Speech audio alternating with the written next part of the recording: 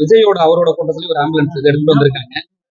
இது வந்து இன்னைக்கு தமிழக அரசு கடுமையா எதிர்த்து அவர் பேசியிருக்காரு. ஆம்புலன்ஸ் வச்சு தயவு செய்து அரசியல் செய்ய வேண்டாம்.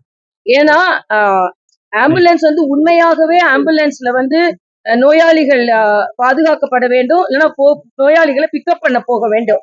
அதனால இந்த ஆம்புலன்ஸை வச்சு திராவிட முன்னேற்ற கழகம் அரசியல் செய்ய ஆரம்பிச்சதுன்னா அப்புறம் உண்மையிலேயே ஆம்புலன்ஸ்ல நோயாளிகள் போகும்பொழுது அது என்ன நிலையில இருக்கும்.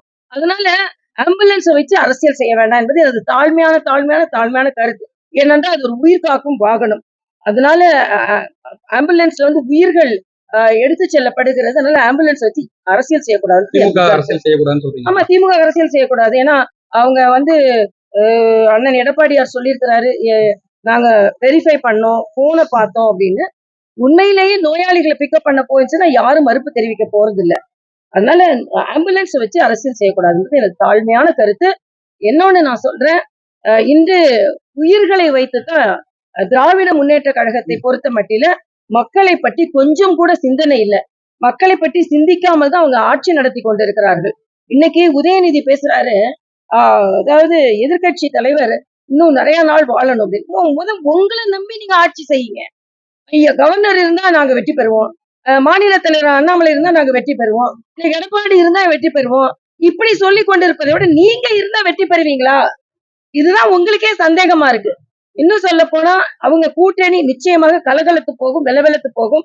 திருமாவளவன் சொல்கிறார், அவங்க வந்து இன்னைக்கு வேங்கை வயல்ல இருந்து எதுவுமே பட்டியலின மக்களுக்காக நியாயம் கிடைக்க மறுக்கிறது. இன்னைக்கு தொழிலாளர்களுக்காக போராடி கொண்டிருக்கோம் என்று சொல்லுகின்ற கம்யூனிஸ்டுகள் அவர்களை கைவிட்டு விட்டார்கள். துப்புரவு தொழிலாளர்களுக்கு கூட அவர்கள் ஆதரவு தெரிவிக்க மறுக்கிறார்கள். காங்கிரஸை பத்தி சொல்லவே வேண்டாம். அதனால மக்கள் எதிர்ப்பு கூட்டணி என்றால் திமுக காங்கிரஸ் கூட்டணி.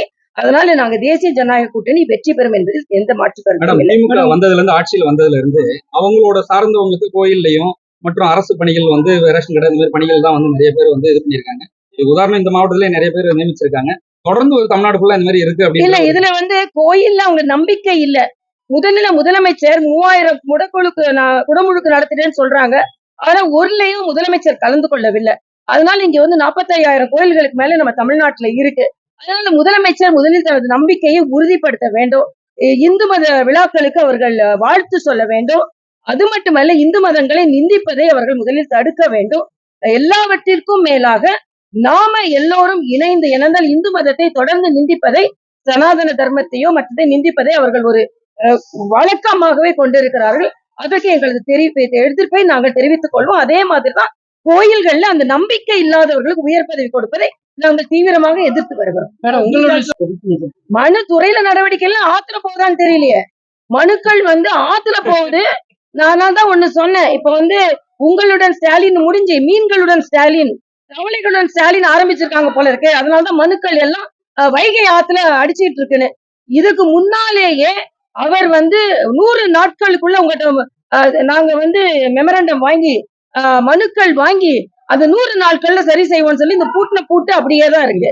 ஆக ஏற்கனவே பிரச்சாரத்துல அவங்க கொண்டு வந்த எந்த திட்டத்தையும் அவங்க நிறைவேற்றல.